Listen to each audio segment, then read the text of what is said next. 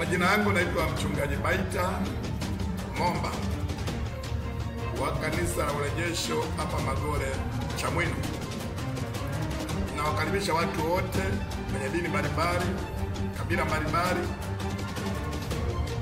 juu ya ibada zetu hapa ya Jumapili, ambayo ibada inaanza ni saa 2 asubuhi inaenda mpaka muda wa saa 7. Inakuwa na maombi na maombezi kwa hiyo wenye shida mbalimbali na wagonjwa, wengine wana shida juu ya kazi, juu ya biashara, mambo hayaendi, kibali chao kimechukuliwa na adui, amezuia mipango yao, lakini unapoingia mahali hapa Yesu Kristo atakutendea. Kwa hiyo kama kuna wagonjwa pia ambao hawezi kutembea, inawezekana wengine wako hospitalini, basi niombe uchukue picha ya huyo mgonjwa, lete hapa, tutaiombea na Mungu wetu atatenda mambo makubwa juu ya huyo mgonjwa na atakuwa mzima, kwa sababu walikuwa wengi ambao walikuwa wagonjwa, Yesu Kristo atawatendea.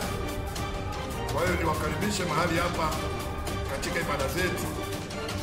Mungu awabariki sana katika hayo ambayo niliyotamka mbele yenu, na Mungu awabariki sana. Amen.